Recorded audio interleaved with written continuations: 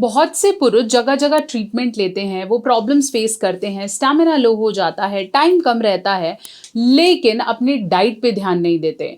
अगर आप ये 5 चीज़ें ले रहे हैं या इस तरह से आपका लाइट और लाइफस्टाइल है, तो डेफिनेटली आप चाहे दुनिया भर का कोई भी ट्रीटमेंट कर लीजिए, it is not going to work. बहुत सारे ऐसे पेशेंट्स हैं जिन्हें मैं देखती हूँ या जिन्हें मैं कुछ रेकमेंड करती हूँ, उन्हें सबसे पहले यही बोलती हूँ कि अगर आप ये पांचों चीज़ें अभी ख़त्म नहीं करेंगे और आपकी डाइट में रहेंगी तो कुछ भी काम नहीं करेगा। इसलिए ये लिस्ट को लिख लीजिए, पढ़ लीजिए और आज से ही इन चीज़ों को कहिए अ बिग नो, ताकि आपका सेक्सुअल स्टेमिना और पावर बेहतर रहे। नमस्कार, मैं हूँ डॉक्टर नेहा मेहता और मैं पिछले काफ़ी सालों से प्रैक्टिस कर रही हूँ और आपको देती हूँ easy and simple sexual health solutions. अगर आप इस चैनल पर नए हैं तो अभी सब्सक्राइब कर दो और ऐसी बहुत सारी वीडियोज़ के लिए कनेक्टेड रहो। इस वीडियो को पूरा अंत तक देखो।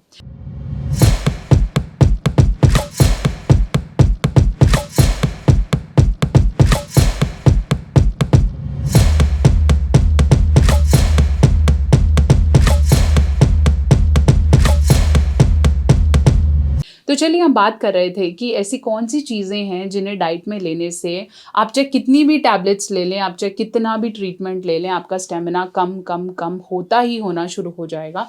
सबसे पहले लिस्ट करूँगी कोलाज, एनर्जी ड्रिंक्स, सोडाज।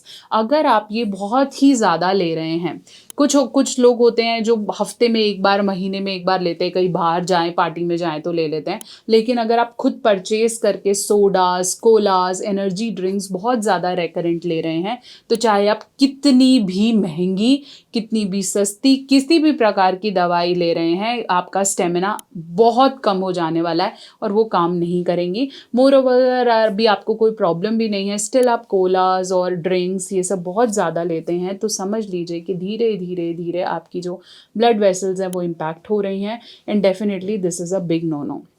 दूसरे नंबर पे मैं बात करूँगी बहुत ज़्यादा कैंड फ्रूट्स की, बहुत ज़्यादा प्रोसेस्ड फूड की। कोई भी ऐसी चीज़ जो फ्रेश नहीं है, जो बस सिर्फ पैकेट्स में पड़ी है या कैंड है या बहुत ज़्यादा हम बोलते हैं पैकेटेड फ्रूट्स हैं, इन्हें आप प्लीज़ नहीं लीजिए।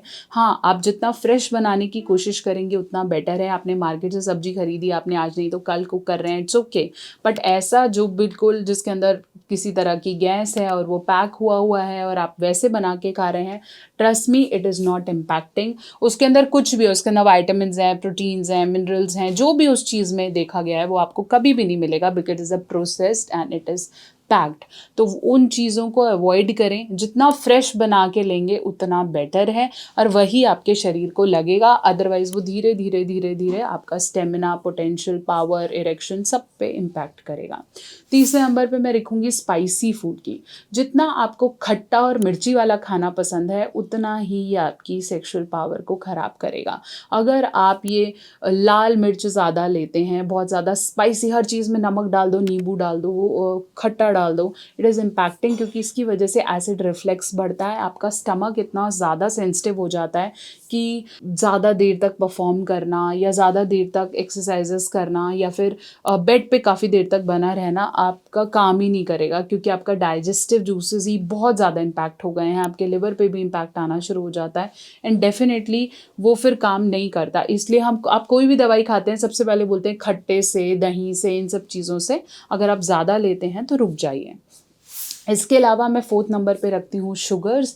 अगर आपको काफ़ी चीनी खाने का मन है, चाय आप दिन में 3-3 4-4 बार ले लेते हैं, कॉफ़ी ले लेते हैं, शुगर्स, बेकरी प्रोडक्ट्स ये सब आप ज़्यादा लेते हैं, तो दिस इज़ इम्पैक्टफुल, क्योंकि इनके अंदर फ्रक्टोज होता है, इनके अंदर ग्लूकोज होता है और जो हाई क्वांटिटी में लेने से ऑब्वियसली बॉडी फैट तो बढ़ता ही है।